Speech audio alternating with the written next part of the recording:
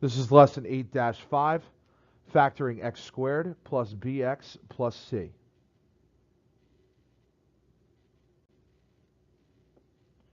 Here are your steps to factoring basic trinomials. First, combine any like terms that you see. Second, put the trinomial into the form of ax squared plus bx plus c. Now, in these cases in this lesson, we are not going to have to deal with any trinomials that have a coefficient of a bigger than 1. Your coefficient equal to a in this case will always be equal to 1 for all of these in this lesson. Remember that a, b, and c are just numbers, and always make sure you're watching your signs. The next thing you should do is find all factors of your c term, both positive and negative. Then, determine your combination of factors, a pair of factors that you found that will add up to your b term. You'll set up two sets of parentheses. You'll put an x in front of each set of parentheses. And then you need to place the correct factors in the parentheses, keeping in mind that order does not matter.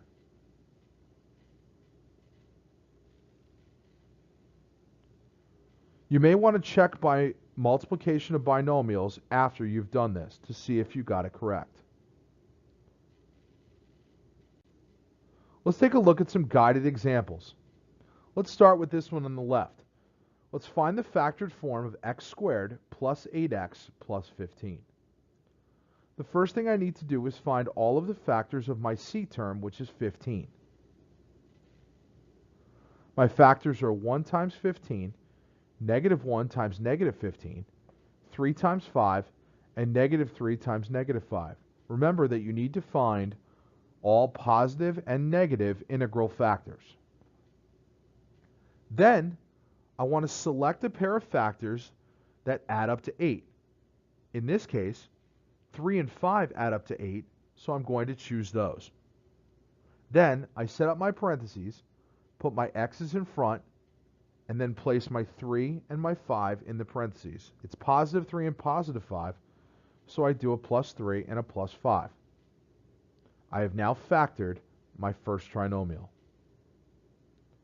Let's try another one. Let's try x squared plus 2x minus 15.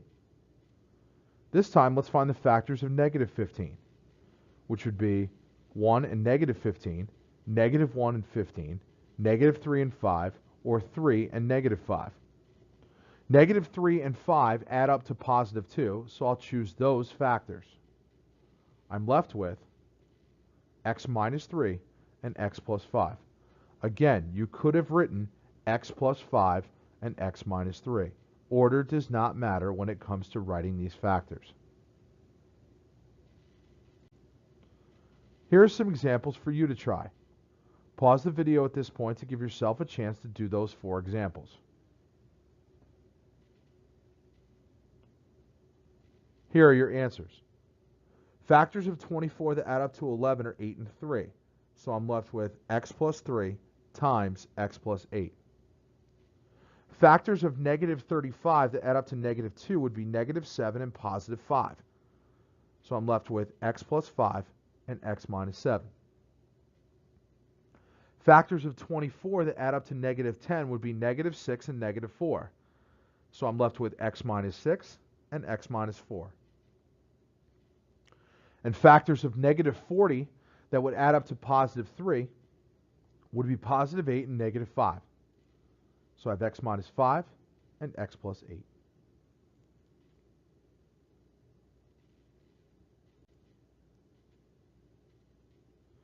Here's how to factor trinomials that may have more than one variable. What you have to do is ignore the second variable and you'll replace it in at the end. Here's what I mean. Here's an example. Let's find the factored form of x squared plus 16xy plus 63y squared. What I'm going to do is I'm going to ignore the y for the time being. I'm going to factor it like it's x squared plus 16x plus 63. Factors of 63 that add up to 16 are 7 and 9. So it would factor to x plus 7 and x plus 9. Now, at the end, I'll go back in and add the y. So my final factoring is x plus 7y and x plus 9y.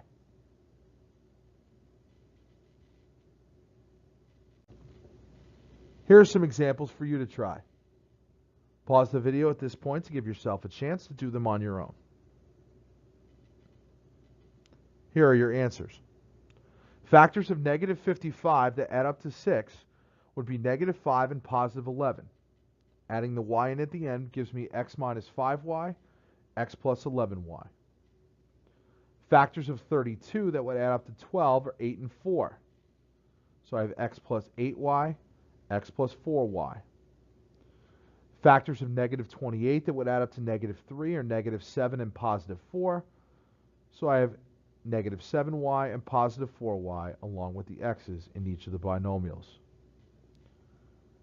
If you are confused as to how to do any portion of this lesson, please consult your teacher in class.